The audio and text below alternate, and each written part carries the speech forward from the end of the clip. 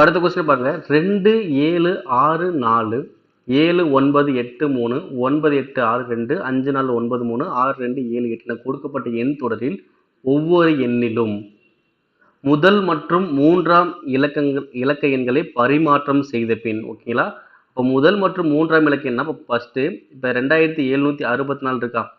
இப்போ 2764 இப்படி முதல் இலக்கத்தை மூன்றாவது இடத்துலையும் மூன்றாவது இலக்கத்தை முதல் இடத்துலையும் கொண்டு வரும். அப்போ என்ன ஆகும், அப்போ 6 வந்து ஃபர்ஸ்ட் வந்துடும், இரண்டாவது இலக்கம் அப்படியே தான் இருக்கும், இந்த ஃபர்ஸ்ட் இலக்கம் மூன்றாவது இடத்துல வந்துடும். அப்போ எவ்வளோ வரும், 6 7 2 4 வந்துடும் ஓகேங்களா. இதைத்தான் என்ன சொன்னாங்க, முதல் மற்றும் மூன்றாம் இலக்க எண்களை பரிமாற்றம் செய்த பின்.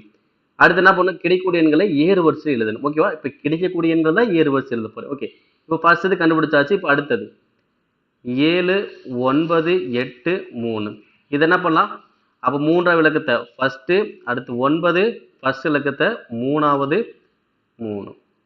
இப்போ அடுத்தது 9 8 6 2 அப்போ 6 ஃபர்ஸ்ட் வந்துடும், 8 அப்படியே தான் இருக்கும், 9 மூணாவது போயிடும் இங்கே 2.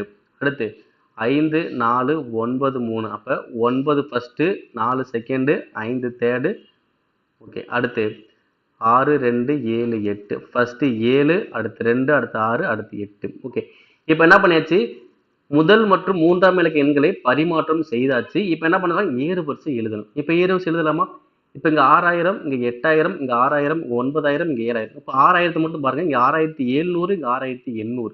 ஓகே, இப்போ ஏறு வரிசை எழுதலாமா. அப்போ 6724, 6892, அப்போ 6000 முடிஞ்சதுக்கப்புறம் 7268, அடுத்து 7000க்கு அப்புறம் என்ன இருக்குது 8000, 8973, அடுத்து 9453. ஓகே, ஏறு வரிசை எழுதியாச்சு. எழுதுனதுக்கு அப்புறம் வலது புறத்திலிருந்து இரண்டாவது கிடைக்கக்கூடிய எண் எதுன்னு கேட்டாங்க. அப்போ வலது புறத்திலிருந்து